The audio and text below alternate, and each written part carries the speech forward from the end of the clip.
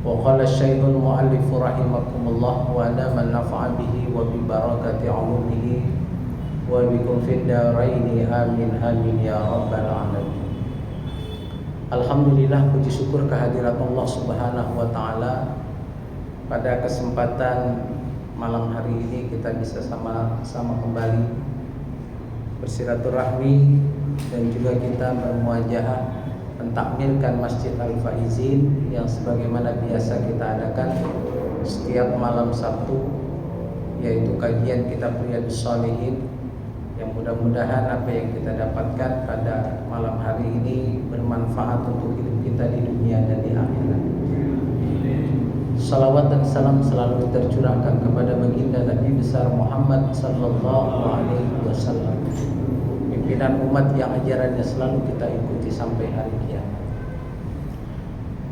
Bapak-bapak, gimana kabarnya hari ini, sehat? Alhamdulillah. Baik. Pada hari ini kita sama-sama sambung kembali hadis berikutnya, masih bab sabar. Bab sabar. Banyak sekali kajian kita tentang bab sabar.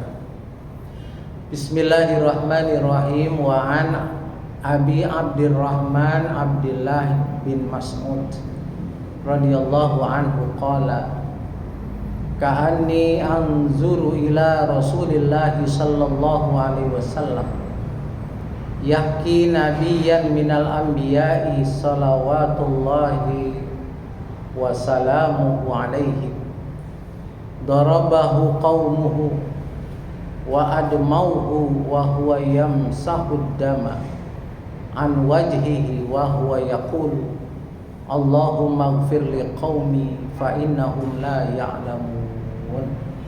Muttafaqun alaih. Wa an Abi Abdurrahman Abdullah bin Mas'ud, dari Abi Abdullah. Abi Abdullah siapa? Abdullah bin Mas'ud. Abdullah bin Mas'ud radhiyallahu an, semoga Allah meridhai kepada Abdullah bin Mas'ud. Qala, berkata Abdullah bin Mas'ud, ka'anni anzuru ila Rasulillah sallallahu alaihi wasallam. Aku seakan-akan anzuru melihat ila Rasulillah sallallahu alaihi wasallam, kepada Rasulullah itu seakan-akan masih terlihat terngiang-ngiang gitu ya. Yaki nabiyan, dulu Nabi Muhammad itu suka bercerita tentang para nabi, minal anbiya'i, dari nabi-nabi yang terdahulu. Salawatullahi wa salamuhu alaihim, semoga Allah memberikan kesejahteraan dan keselamatan kepada para anbiya. Ceritanya bagaimana tuh kok Nabi menceritakan para nabi terdahulu tentang darabahu qaumuhu, dulu itu para nabi itu dipukulin sama kaumnya. Dipukuli sama kaumnya, fa'admauhu, sampai berlumuran darah para nabi dulu tuh. Wa huwa yamsahu dama an wajhihi, sampai saking berlumuran darahnya mereka itu menghapus atau mengusap darah an wajhihi, dari wajahnya. Wa huwa yaqulu, dan sambil berdoa, Allahumma ighfir li qaumi, ya Allah ampunilah kaumku, fa innahum la ya'lamun, karena sesungguhnya mereka tidak mengetahui. Muttafaqun alaih. Hadis ini diriwayatkan oleh Imam Bukhari dan Muslim dari jalur Abdullah bin Mas'ud. Abdullah bin Mas'ud ini sahabat Nabi dan juga asisten Nabi. Beliau itu mempunyai gelar Shahibus Sirri. Shahibus Sirri itu artinya orang yang memiliki tentang rahasia-rahasia Nabi. Shahibus Sirri lin Nabi. Abdullah bin Mas'ud ini adalah orang yang menghambakan diri kepada Rasulullah. Ya Rasul, saya pengen jadi asisten. Nabi menerima. Sampai Abdullah bin Mas'ud ini kalau Nabi kemana saja beliau tuh ikut ya. Abdullah bin Mas'ud ini ikut terus. Nabi dakwah disiapin itu tongkatnya, siwaknya. Nabi kan suka pakai siwak, disiapin itu. Sendalnya disiapin. Kalau mau berangkat, kalau Nabi datang diambil itu tongkatnya. Kalau Nabi mau tidur itu digebasin itu yang namanya tempat tidur Nabi ya. Dan Nabi kalau tidur yang nutupin pintu kamarnya Nabi itu Abdullah bin Mas'ud. Sampai orang yang boleh ya selain istri Nabi yang bisa masuk ke kamar Nabi itu adalah Abdullah bin Mas'ud. Kalau Nabi kecapean tidur ya mau tahajud suka dibangunin sama Abdullah bin Mas'ud. Dan itulah Abdullah bin Mas'ud itu adalah orang yang tahu rahasia Nabi. Nabi itu tidurnya bagaimana beliau tahu ya, beliau tahu. Makanya dikatakan Shahibus Sirri lin Nabi, orang yang mempunyai rahasia, pemegang rahasia Rasulullah. Sampai Rasulullah itu kalau mau tidur ditutupin gitu, sampai diselimutin oleh Abdullah bin Mas'ud. Dan sampai rahasia-rahasia Nabi, sampai ayat-ayat yang turun. Ayat-ayat yang turun, apa kata Abdullah bin Mas'ud? Tidak ada ayat yang turun melainkan aku tahu sebab turunnya dan kapan turunnya dan bagaimana Nabi menerima wahyu tersebut. Jadi setiap ayat itu turun ada asbabun nuzul. Kemudian Nabi menerimanya bagaimana? Itu yang tahu adalah Abdullah bin Mas'ud. Abdullah bin Mas'ud. Makanya beliau itu tahu ayat-ayat yang turun itu tahu ya. Apa aja yang turun. Dulu yang tahu begitu ya adalah Umar bin Khattab. Umar bin Khattab itu dulu kan belum banyak lampu ya Pak ya. Belum banyak lampu. Kalau di dalam kegelapan dulu Umar bin Khattab suka periksa itu ketika beliau jadi khalifah. Beliau suka periksa kalau ada rombongan orang-orang, berapa orang, 5 orang, 3 orang itu lewat, ditanya itu, "Woi, siapa?" gitu. Suka ditanya, Pak. "Woi, siapa?" "Ayo, Haji Marley." Oh, itu. Berarti Haji Marley. Karena apa? Karena enggak kelihatan. Enggak kelihatan di sana ada siapa. Nah, tiba-tiba ada rombongan dilihat. Ya, "Hei, siapa?" Abdullah bin Mas'ud jawab, "Saya," katanya. "Mau kemana?" "Ke Baitul Atiq." Baitul Atiq itu dulu kalau para sahabat mengatakan Ka'bah itu bilangnya Baitul Atiq. Mau ke Baitul Atiq. Ya. Terus ini suaranya kayaknya nggak asing lagi nih bagi Umar. Umar suka nanya, ya, suka nanya. Ayat apa yang paling yang paling ampuh? Ayat kursi ya. Bacakan Allahu la ilaha illa huwal hayyul qayyum la ta'khudhuhu, dibaca. Terus ditanya lagi, ayat apa yang paling kuat hukumnya? Ya. Itu yang suka dibaca khatib itu kan ya. Innallaha ya'murukum bil adli wal ihsan wa ita'i dzil qurba wa yanha 'anil fahsya'i wal munkari wal baghi ya'idzukum la'allakum tadhakkarun. Itu kan itu ayat. Itu ayat yang paling kuat hukumnya ya.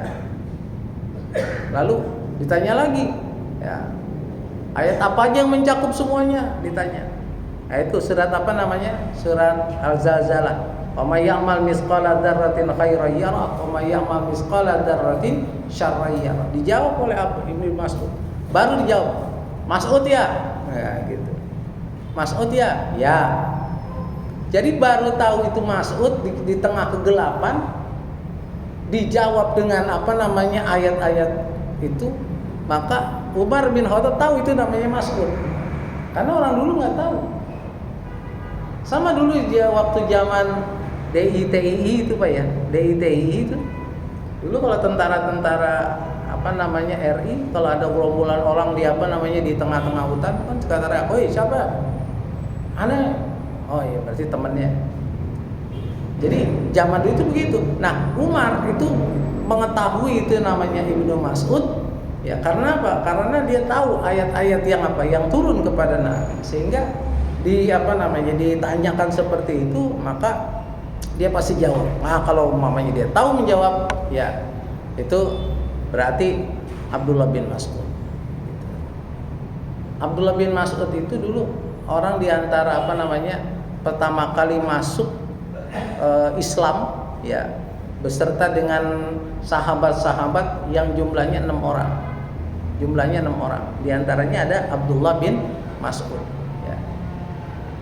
Gurunya gurunya Abdullah bin Mas'ud adalah Anas bin Malik. Ya. Anas bin Malik. Ya. Abdullah bin Mas'ud itu suaranya merdu. Abdullah bin Mas'ud. Sampai dulu karena ayat-ayat yang turun ketika Nabi masih hidup itu, beliau tahu ini ayatnya.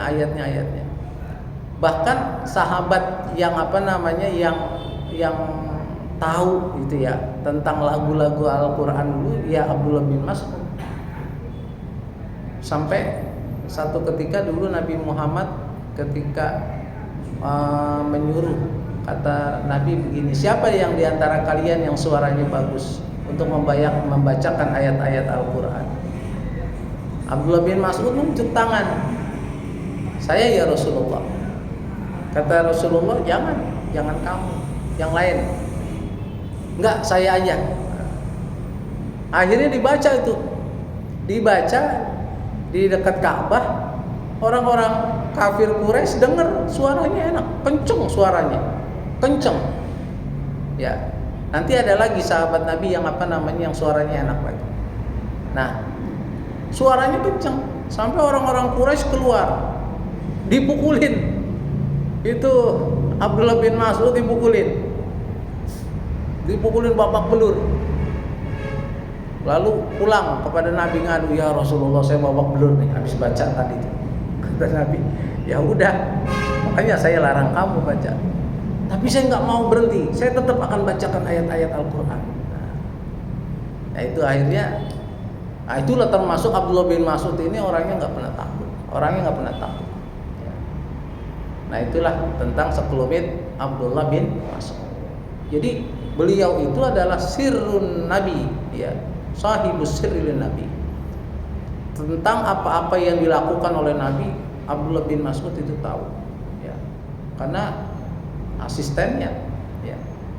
Nabi kalau mau berangkat disediain tuh tongkatnya, disediain itu yang namanya siwaknya disiapin, ya. Apa kopiahnya tuh, kopiah Nabi. Ada kan sekarang di apa namanya di museum ya Pak ya. Nanti Indonesia akan punya museum apa namanya? Museum Rasulullah itu yang di Ancol nanti, ya. Belum jadi. Radhiyallahu an, semoga Allah meridai kepada Abdullah bin Mas'ud. Qala berkata, ka'anni anzuru ila Rasulillah sallallahu alaihi wasallam. Jadi dalam hadis ini Abdullah bin Mas'ud itu ketika Nabi itu menceritakan para nabi terdahulu yang disiksa, yang yang dianiaya oleh kaumnya sampai berdarah-darah, ya. Itu Abdullah bin Mas'ud jadi terngiang lagi dengan peristiwa dulu di zaman Nabi ada yang namanya peristiwa kota Thaif, kota Taif. Ya. Jadi pada hadis ini dikatakan bahwa yakin nabiyan ila minal anbiya'i salawatullahi wa salamuhu alaihim. Dulu di zaman dahulu para anbiya, kata Nabi, para anbiya, para rasul itu disiksa, kemudian dianiaya oleh orang-orang Yahudi. Ya, Yahudi itu bukan agama ya Pak ya. Yahudi itu dia cuman satu keyakinan bahwa tidak ada nabi lagi setelah Nabi Musa alaihis salam. Jadi orang-orang Yahudi itu menganggap kalau ada nabi setelah Nabi Musa, bunuh. Jadi begitu. Ya. Nah, itulah gambaran para anbiya dulu ketika berdakwah, ya, mengajarkan tauhid, ya, tauhid kepada Allah, ya, mengesahkan Allah, ya, baik itu tauhid ilahiyah ataupun tauhid rububiyah. Maka dulu resikonya seperti itu Pak, dipukulin, disiksa sampai berdarah-darah. Nah, dalam hal ini Abdullah bin Mas'ud terngiang dengan apa yang dikatakan oleh para anbiya terdahulu. Dulu pernah dikatakan oleh Nabi ketika di Taif. Apa doanya? Allahumma ighfir liqaumi fa innahum la ya'lamun. Para nabi yang dulu dipukulin kemudian disiksa, dianiaya pada zaman dahulu oleh orang-orang Yahudi, mereka berdoa, Allahumma ighfir liqaumi, ya Allah, ampunilah kaumku, fa innahum la ya'lamun, karena sesungguhnya mereka enggak tahu siapa saya. Saya cuman cuman yang memberikan risalah gitu, yang memberikan satu kabar bahwa ada agama, yaitu agama Islam. Nah, hal ini selaras dengan peristiwa Nabi. Nabi juga ngalamin Pak kayak begini. Jadi bukannya Nabi cerita Nabi nggak ngalamin, Nabi juga ngalamin ketika dulu di Taif. Apa yang terjadi di Taif itu kan Nabi begini Pak, tiga tahun sebelum Nabi itu hijrah, ya, Nabi kan ditinggal sama pamannya meninggal dunia, Abu Thalib. Kemudian istrinya Siti Khadijah meninggal. Dalam hal itu, ya kan Abu Thalib itu dulu sebagai dulu sebagai penjamin lah, tameng. Kalau Nabi itu dulu di Mekah itu banyak dilindungi sama pamannya. Kalau dari segi materi, istrinya, karena istrinya orang kaya, kemudian memberikan bantuan untuk dakwah. Maka ketika meninggal pamannya Abu Thalib, meninggal istrinya, maka Nabi itu ya dalam hal itu jadi kurang aman. Jadi Nabi itu di Mekah itu nggak aman. Karena apa? Karena udah nggak ada Abu Thalib, nggak ada Khadijah. Ya. Nah, akhirnya Nabi itu diam-diam dengan sahabat Zaid bin Harisah itu ke Taif. Diam-diam ke Taif. Jalan kaki, bukannya naik onta Pak, jalan kaki. Jadi di dalam yang saya baca itu Nabi jalan kaki dengan Zaid bin Harisah ke kota Taif. Di sana di Taif itu dapat 10 hari Pak, tinggal 10 hari di sana. Nah, dengan Zaid bin Harisah, rupanya kabar bahwa Muhammad itu membawa agama baru bagi orang-orang Taif, yaitu Islam. Akhirnya orang-orang Taif nggak suka dengan ajaran Nabi yang dibawa. Maka ketika itu Nabi Muhammad di hari ke-10 itu diintimidasi, ya, ditekan. Bahkan bukan hanya itu, ditimpukin Pak, sampai wajah Nabi ini pelipisnya sampai giginya tanggal, copot giginya, ditimpuk pakai batu. Berdarah-darah, sampai darahnya itu sampai diusap, mukanya Nabi itu diusap.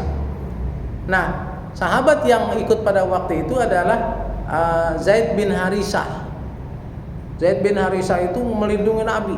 Sampai Zaid bin Harisah sendiri palanya juga kena bocor karena ketimpuk oleh orang-orang Taif pada waktu itu. Suku Taif itu di sana namanya suku Saqif. Suku Saqif. Nah, mereka itu nggak mau Nabi itu membawa minta suaka di itu. Nabi kan dari kota Mekah itu ke Taif bukan dakwah awalnya. Nabi itu pengen minta suaka, minta perlindungan. Saya itu di Mekah udah nggak aman gitu. Akhirnya Nabi kemana? Ke Taif. Taif itu kalau sekarang nih kayak daerah Bogor lah gitu, agak tinggi. Taif itu daerahnya dingin gitu. Indah tempatnya. Nah, Nabi ke situ. Ya. Rupanya sama orang-orang Bani Saqif itu nggak berkenan. Ya. Akhirnya Nabi beserta Zaid bin Harisah. Zaid bin Harisah itu adalah seorang sahabat yang namanya satu-satunya sahabat yang namanya ada di dalam Al-Qur'an. Itu namanya Zaid. Kalau di Al-Qur'an namanya Zaid. Nama panjangnya Zaid bin Harisah. Cuman ada di satu sahabat yang namanya disebutkan di dalam Al-Qur'an adalah Zaid bin Harisah. Kenapa? Dulu di dalam ayat surat Al-Ahzab ayat 37 itu kan diceritakan agar Zaid bin Harisah itu setelah menceraikan istrinya, maka diperintahkan oleh Allah supaya Nabi Muhammad itu menikahkan anaknya yang bernama Zainab dengan Zaid bin Harisah. Zaid bin Harisah itu awalnya budak, Pak, budak Nabi. Karena berterima kasih sama Nabi, jadi kemana-mana jadi ikut. Nah, jadi surat Al-Ahzab itu ini nyimpang dikit biar Bapak tahu siapa itu Zaid bin Harisah. Beliau itu mantu Nabi. Mantu Nabi karena Nabi kan nggak punya anak, Pak, dulu, Pak, nggak punya anak laki-laki. Ketika ada Zaid bin Harisah seorang budak sama Nabi diambil, kemudian dibebaskan. Nah, Zaid itu ikut Nabi. Nah, Zaid bin Harisah itu udah kayak Nabi, udah kayak orang tua bagi Zaid. Dan Zaid itu kayak anak, tapi anak apa? Anak angkat gitu. Maka ketika turun surat Al-Ahzab ayat 37 itu yang memperbolehkan. Nah, itu ayat itu intinya begini, boleh kita menikahkan anak angkat kita dengan anak kita. Pak Haji punya anak nih, anak Pak Haji laki-laki. Nah, terus Pak Haji ngangkat anak karena Pak Haji nggak punya anak perempuan. Pak Haji ngangkat anak perempuan. Ya, dari mana kayak gitu? Diangkatlah itu, jadi anak angkat. Nah, boleh Pak Haji menikahkan anak angkat dengan anak Pak Haji. Bukan karena anak angkat yang menyebabkan dia nggak boleh nikah. Boleh. Boleh. Jadi Zaid bin Harisah itu dia setelah menceraikan istrinya, maka diperintahkan, satu-satunya sahabat yang diperintahkan oleh Allah kepada Nabi untuk dinikahkan dengan anaknya Nabi yang bernama Zainab. Ya. Anaknya Nabi namanya Zainab. Nah, karena belum nikah, maka Nabi menyuruh, ini ada ayat loh turun nih dari Allah, ini perintah Allah nih, suatu kehormatan kalau kau itu diperhatikan oleh Allah, kamu boleh nikah dengan anak saya yang bernama Zainab. Akhirnya Nabi menikahkan Zaid bin Harisah dengan dengan Zainab, ya, nikah gitu. Nah, jadi pada saat itulah ketika Nabi itu ke kota Taif, Nabi dibantu oleh Zaid bin Harisah, ya. Karena sebagai mantu dia ngikut gitu ya. Tapi juga Zaid bin Harisah dia tetap kena intimidasi, kena timpukan orang-orang Bani Saqif ya. Sampai dia berdarah-darah juga, palanya bocor ya. Nah, pada saat itu Nabi Muhammad dengan Zaid bin Harisah lari berlindung lari sampai ada sebuah kebun kurma yang waktu itu dimiliki oleh Utbah, seorang yang bernama Utbah. Dia punya apa? Punya kebun, sampai Nabi itu lari ke kebun itu, berlindung di situ, lalu istirahat, ya, istirahat dengan Zaid bin Harisah. Lalu disitulah Nabi itu berdoa kepada Allah, ya Allah, nggak ada rasa harga diri saya ya Allah saat ini. Hanya Engkau lah yang menjadi pelindung aku. Engkau lah yang akan melindungi aku. Engkau yang akan mengamankan aku. Itu doa Nabi terus dikumandangkan, dipanjatkan kepada Allah Subhanahu wa taala. Ya. Artinya apa? Nabi minta perlindungan kepada Allah. Doanya banyak. Sampai Nabi itu menangis di situ. Allah Subhanahu wa taala akhirnya menurunkan malaikat Jibril mengkabarkan, ya Jibril, turun kamu ke bawah, kabarkan kepada kekasihku Muhammad bahwa doanya sudah aku terima. Jadi bukan berarti Nabi Muhammad itu doa kemudian tetap aja seperti itu, tidak ada perlindungan dari Allah. Tapi kata Allah, ada, doanya aku terima. Kamu turun ya Jibril, kabarkan kepada Muhammad. Akhirnya malaikat Jibril turun. Ketika itu turun menghampiri Nabi, ya. Kemudian apa kata Jibril? Ya Muhammad, doamu sudah diterima oleh Allah Subhanahu wa taala. Nah, pada kesempatan itu pula, ya, malaikat Jibril pada waktu itu menawarkan kepada Nabi. Lalu dipanggillah itu yang namanya malaikat yang menjaga gunung. Ada 2 gunung yang pada sampai saat ini yang mengelilingi kota Thaif. Jadi ini kota Thaif, di tengahnya ada 2 gunung nih Pak. Ada 2 gunung. Dipanggillah itu malaikat yang jaga gunung. Kata malaikat yang jaga gunung, "Aya naon Jibril?" Ini ada masalah. Hambanya kekasih Allah ini sedang mendapatkan cobaan, ya. Kamu mau diapakan? Ini bangsa suku Sakif. Mereka lihat Nabi itu sampai berdarah-darah. Akhirnya ditawarkan oleh malaikat yang jaga gunung itu, ya Jibril, ya Muhammad, perlu nih 2 gunung yang saya jaga ini, saya tublekin kemana? Ke kota Thaif. Mau digituin Pak? Mau digituin sama malaikat yang jaga gunung ini. Ini tengah-tengah saya mau tublekin, blek. Udah habis tuh Pak. Yang namanya suku Sakif itu habis kalau mau digituin. Lalu apa kata Rasulullah? Kata Rasulullah, sudahlah, jangan. Boleh jadi sekarang mereka tidak menerima Islam, tapi nanti kelak di masa yang akan datang banyak orang-orang yang beribadah dari bangsa mereka. Inilah bentuk bentuk kelembutan Nabi dalam dakwahnya.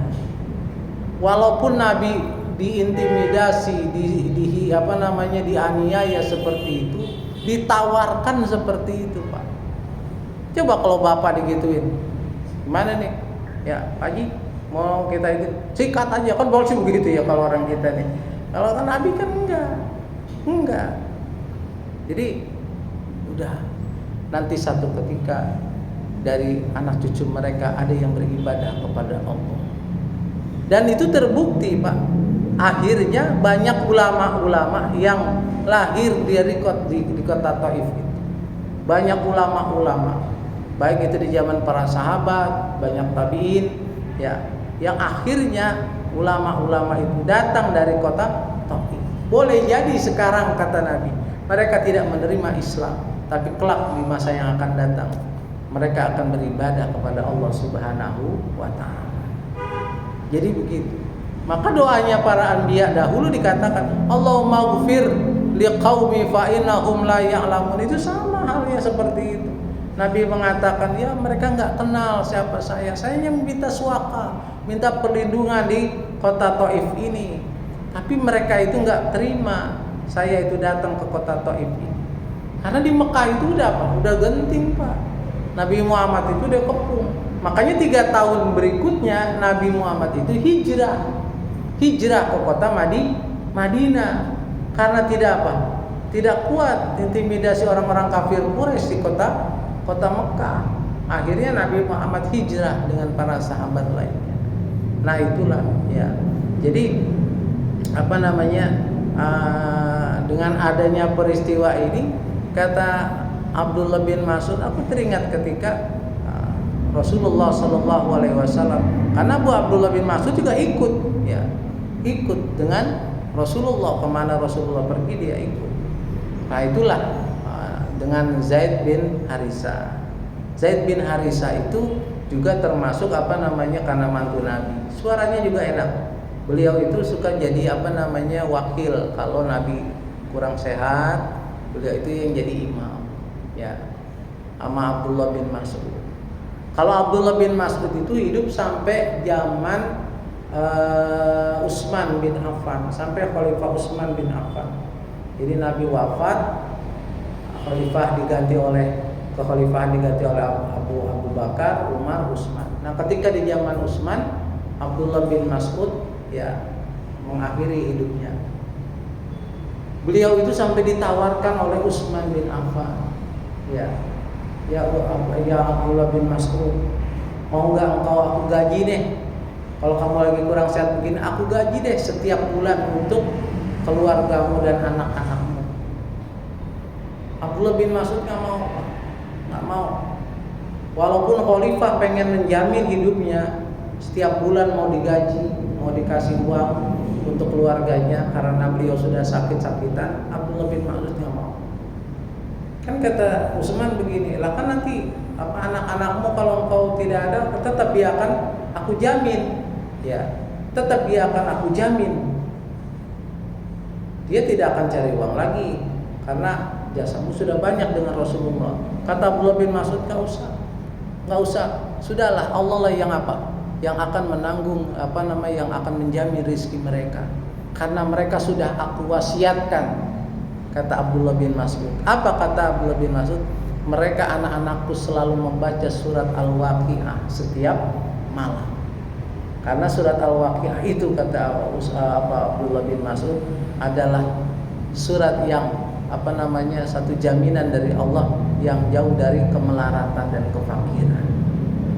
Maka surat Waqiah itu ya diyakini oleh kita semua sebagai surah yang kalau kita baca setiap malam, insya Allah kita akan dijauhi daripada kefakiran dan kemelaratan. Jadi kalau ayat yang paling ampuh untuk untuk yang tadi kayak Abdullah bin Mas'ud katakan ketika ditanya oleh Umar, ayat yang paling ampuh apa untuk segala macam ayat kursi. Kita pengen pengen selamat dari sihir itu ayat kursi. Bahkan ada satu jaminan, siapa-siapa yang membaca ayat kursi setiap ba'da sholat, ya maka Allah lindungi dia. Setiap habis sholat baca ayat kursi satu. Makanya kalau imam baca ayat kursi, ikutin aja. Allahu la ilaha illa huwal hayyul qayyum. Ya kan gitu ya. Sebelum tasbih kan suka dibaca.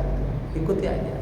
Ya, kalau mau baca sendiri nggak apa-apa. Jadi kalau kita baca ayat kursi, insya Allah Subhanahu Wa Taala jamin keselamatan kita. Ya. Jadi itu ya sekelumit tentang hadis ini, bahwa dari hikayat-hikayat Nabi dahulu itu disiksa sampai zaman Nabi Muhammad Sallallahu Alaihi Wasallam juga merasakan siksaannya orang-orang Yahudi. Dan juga orang-orang Nasrani. Jadi itulah hadis yang pertama.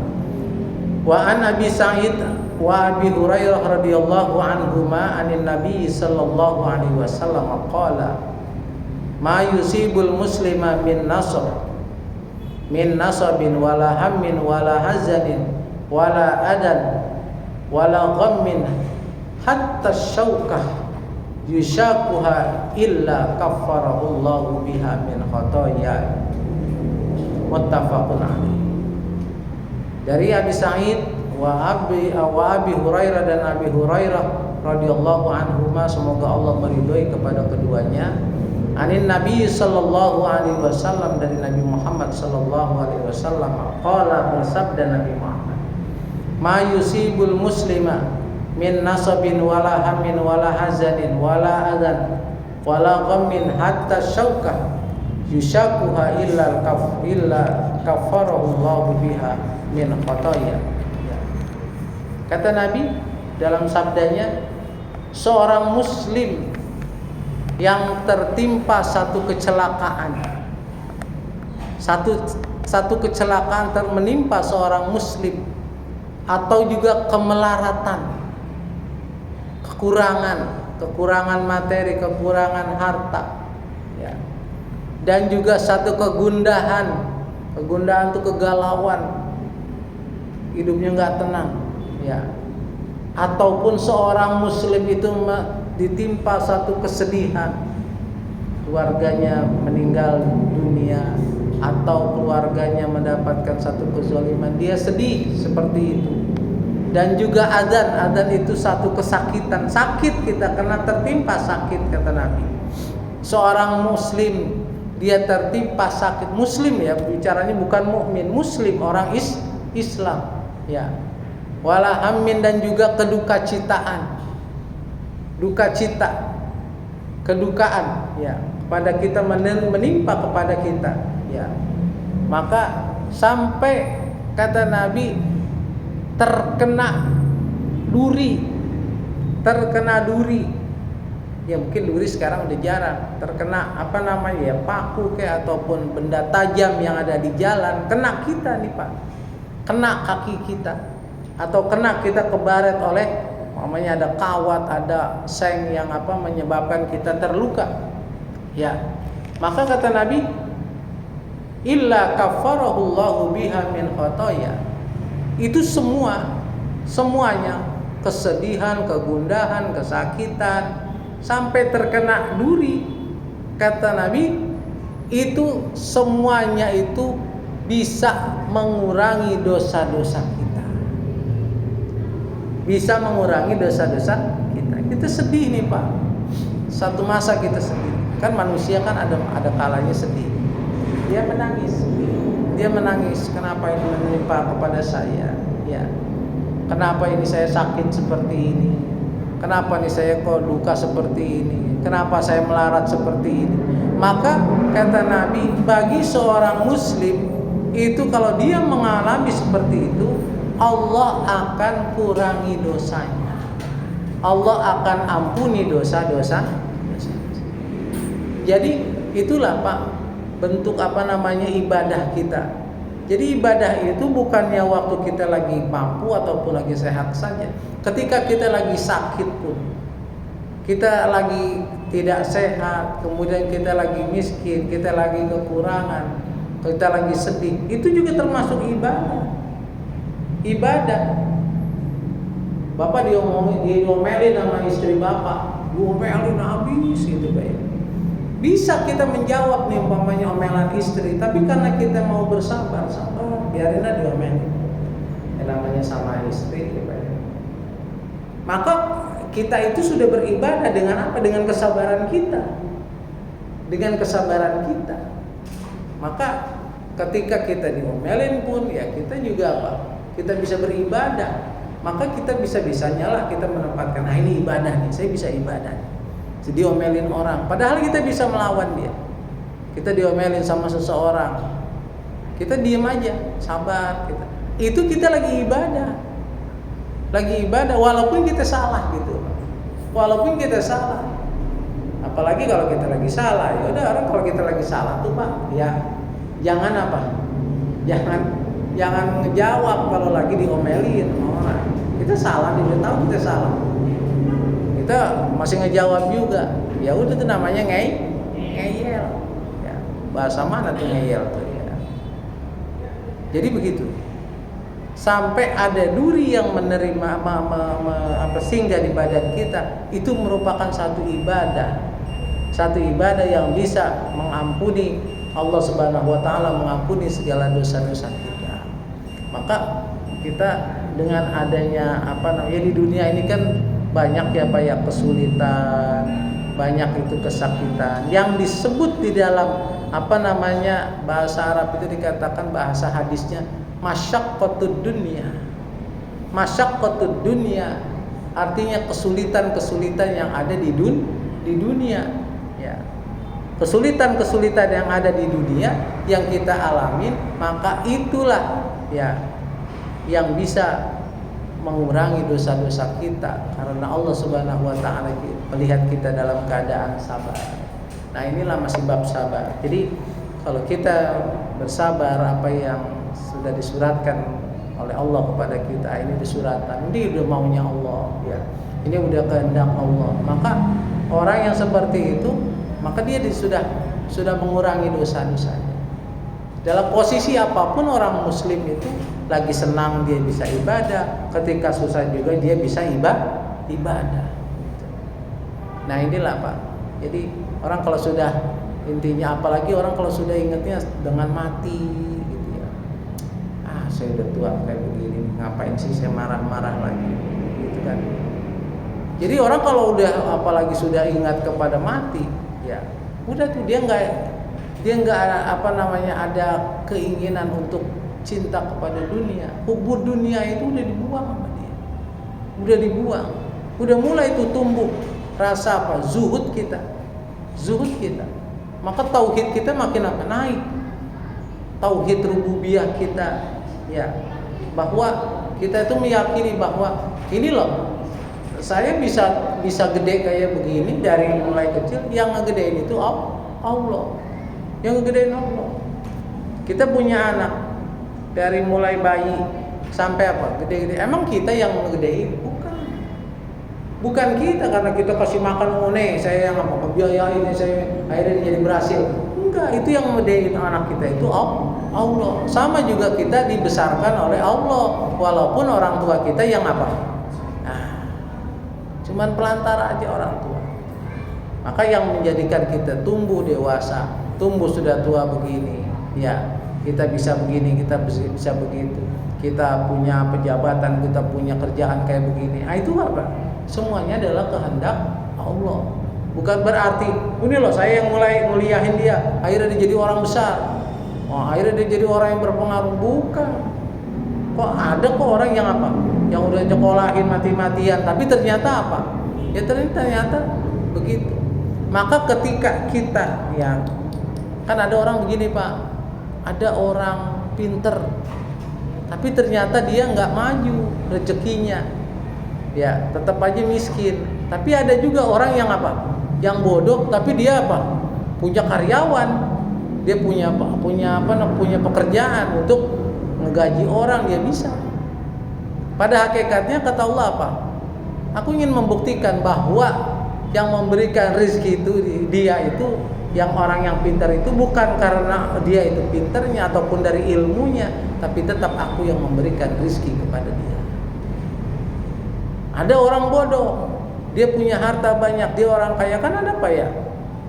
Dulu almarhum Bob Sadino itu Pak, ya cuman orang itu? Dulu Mas Agung itu Pak, Mas Agung yang punya toko Gunung Agung itu Pak. Ya cerita tuh Pak mas saya dulu waktu saya masih jadi santri itu suka ke tempat beliau. Dulunya tukang es. Dulunya tukang es Pak. Tapi dia punya toko buku yang begitu besar di Jakarta itu Pak. Saya kalau datang ke situ suka dikasih pulpen Parker.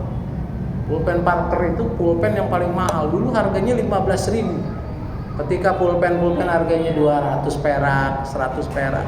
Dulu dia punya harga 15.000. Kalau kita datang ke tempat dia, itu kalau mau pulang suka dikasih Suka dikasih pulpen Parker gitu. Saya dulu masih jadi santri, suka main ke toko Gunung Agung, itu ada masjid namanya Masjid Al-A'raf di bawah tuh Pak ya. Nah itu kalau saya main ke atas itu, pulangnya suka dikasih oleh beliau itu, Mas Agung gitu namanya, almarhum. Ya artinya yaitu kata Allah, aku berikan rezeki dia walaupun dia bukan keturunan Menak, bukan keturunan Raden bukan keturunan orang kaya, tapi dia jadi orang. Jualan es dulunya kan, jualan es. Artinya apa? Ya aku yang memberikan rezeki orang tersebut. Dan kenapa aku berikan dia orang yang pintar itu miskin? Supaya aku memberikan satu pemberitahuan kepada dia. Yang memberikan rezeki bukannya ilmu dia, bukan berdasarkan kepintaran dia.